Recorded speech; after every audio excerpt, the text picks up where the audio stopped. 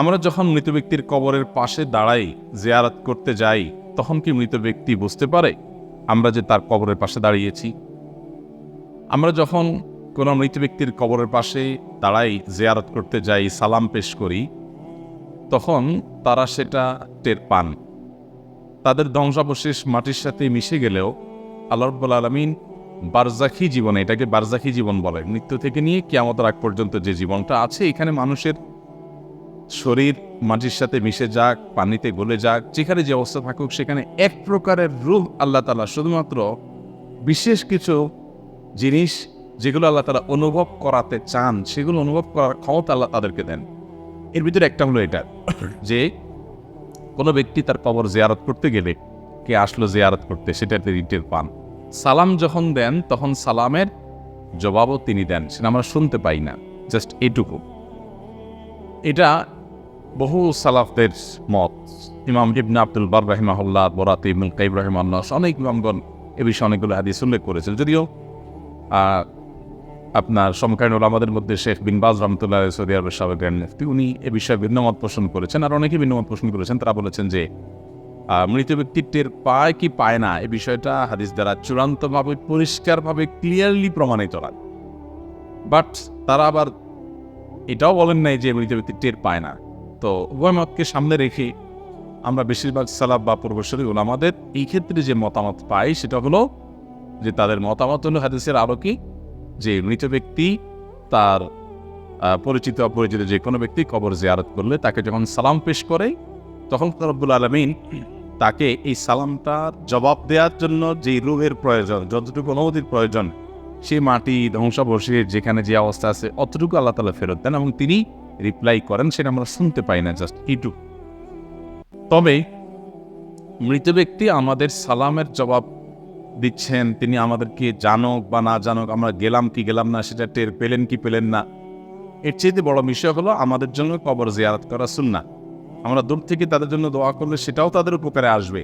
কাছে যেই দোয়া করতে হবে এটা জরুরি না, কিন্তু কাছে গিয়ে সালাম পেশ করাটা সুন্নাত। আমরা কাছে গিয়ে সালাম পেশ করলে আলাদা সওয়াব হবে। এজন্য সাধ্যে থাকলে অবশ্যই কবর জিয়ারতের চেষ্টা করা উচিত। নবী করিম সাল্লাল্লাহু আলাইহি ওয়াসাল্লাম বলেছেন, যুরুল কুবুর ফাইন্নাহা তুযাক্কিরুকুমুল আখিরা, তোমরা কবর জিয়ারত করো, কারণ কবর জিয়ারত তোমাদেরকে আখিরাতের কথা স্মরণ করিয়ে দেয়। তাহলে খোলাসা কথা হলো, মৃত ব্যক্তির কবরের পাশে গিয়ে দাঁড়িয়ে সালাম পেশ করলে তিনি সে সালামের জবাব দেওয়ার মতো শক্তি, সামর্থ্য, রূহ তার ওই ধ্বংসাবশেষ বা তার শরীর দেহাবশেষ, যেটা দেহাবশেষ, সেখানে আল্লাহ তাআলা অতটুকু ফেরত দেন এবং তিনি সেটা দিয়ে রিপ্লাই দেন, আমরা শুনতে পাই না। এবং বিভিন্ন সালাফদের বক্তব্য থেকে আমরা জানি যে তিনি টেরও পান যে কে আসলো কে আসলো না। আল্লাহু আ'লাম বিস-সাওয়াব। সন্তানের কোন আমলে মৃত মা বাবা গুনাহ মাফ হয়?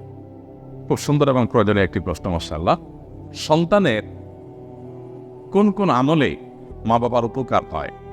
এর উত্তর হলো যে সাধারণত বান্দার নিজের আমল তার নিজের উপকার হয়। আল্লাহ বলেছেন, লাইসা লিল ইনসানি ওয়া লাইসা লিল ইনসানি ইল্লা মা সাআ। মানুষ নিজের জন্য যেটা পরিশ্রম করে কামাই করেছে, উপার্জন করেছে, সওয়াব আহরণ করেছে, এটাই তার। আরেকজন তারটা কামাই করে দিবে না, দিতে পারে না। এটা হলো সাধারণ কথা।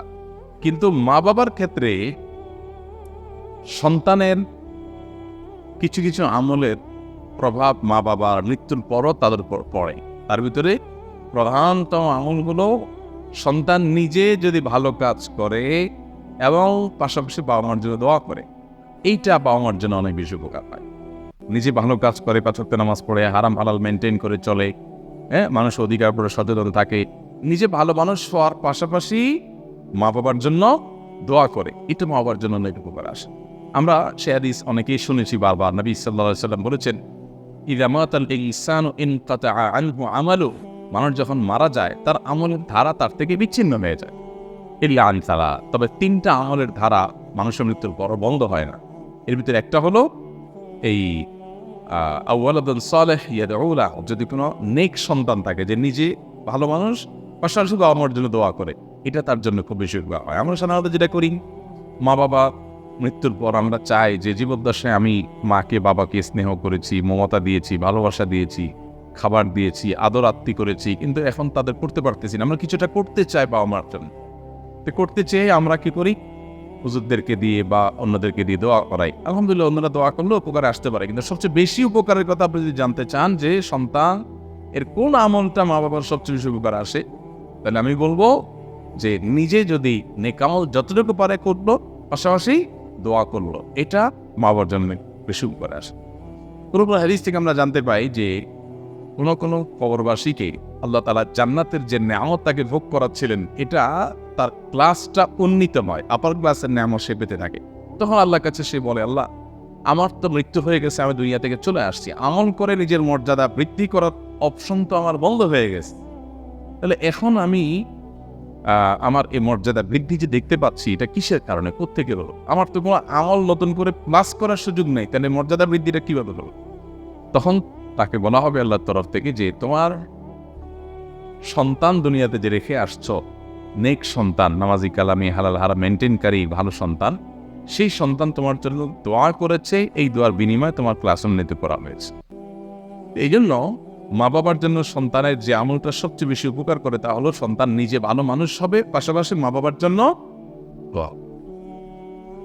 আর দ্বিতীয়ত, মা বাবার হয়ে দান সাদাকা কর, গরিব দুঃখীকে দান সাদাকা, এই যে আল্লাহ এটার সবটা আমার মা বাবার জন্য আমি দিলাম, তাদের তরফ থেকে হালাল উপার্জন থেকে দান সাদাকা করবেন। এরকম আরো বিভিন্ন আমল আছে, কিন্তু সবচেয়ে বেশি যদি বলি আমরা, তাহলে এই দুইটা আসে সবকিছুর উপরে, দোয়া করা আর সাদাকা করা। আল্লাহ আমাদের মৃত মা বাবা আত্মীয় স্বজনদের জন্য আমাদের পক্ষ থেকে যে করণীয় আছে সেগুলো করার তৌফিক দান করো। জোহরের 4 রাকাত সুন্নত নামাজ আদায় করার সময় 2 রাকাত শেষ করতেই ফরজ নামাজের জন্য মুয়াজ্জিন একামত কানে আসবে, এমত অবস্থা করণীয় কি? 2 রাকাতের শেষ হচ্ছে, তখন আপনি একামত শুনেছেন, তাহলে সাথে সাথে সালাম ফিরে ফেলবেন। দ্বিতীয় রাকাতে সালাম ফিরে জামাতে দাঁড়ায় যাবেন, কারণ ইদা ইমাদিস সালাতু ফালা সালাতা ইল্লাল মাকতুবা, নবী সাল্লাল্লাহু আলাইহি ওয়াসাল্লাম বলেছেন, যখন নামাজের জন্য একামত দেওয়া হয় তখন ফরজ নামাজ পড়বেন, আর কোনো নামাজ না। এখন যদি দ্বিতীয় রাকাত একটা স্টেশনে আছেন, অতএব সালাম ফিরে ফেলবেন, ফিরে ফরজ নামাজে দাঁড়াবেন। আর যদি আপনি দ্বিতীয় রাকাত শেষ করে তৃতীয় রাকাতে শুরু করেছেন, দ্বিতীয় রাকাত মাঝখানে আছেন, তাহলে আপনি তাড়াতাড়ি করে বাকি নামাজ শেষ করে সালাম ফিরে ফেলবেন। বুঝতে পেরেছেন? এক্ষেত্রে আরব ওলামায়ে অবশ্য বলেন যে ওই অবস্থা ছেড়ে দিবে। তো ওই অবস্থা ছেড়ে দিয়ে তো আবার আল্লাহ বলেছেন, না তুবতিলু আমালাকুম, আমলকে বাতিল করিও না। তো আমল বাতিল করার অনেক প্রক্রিয়া হতে পারে, এটা একটা প্রক্রিয়া যে আপনি মাঝখান দিয়ে ছেড়ে দিলেন। তার চাইতে অবশ্যই এটা অধিকতর উত্তম যে আপনি তাড়াতাড়ি করে বাকি নামাজ শেষ করে সালাম ফিরে জামাতে শামিল হন। আর যদি দ্বিতীয় রাকাতে থাকেন বা দ্বিতীয় রাকাতের বৈঠকের কাছাকাছি থাকেন, অবশ্যই একামত হয়ে গেলে আপনি আর কন্টিনিউ করবেন না, দ্বিতীয় রাকাতে সালাম ফিরে ফরজ নামাজ যোগ দিবেন। আমাদের অনেক অজানা ভুলের কারণে আমরা ঈমান হারাই, এক্ষেত্রে পুনরায় ঈমান আনার জন্য করণীয় কি?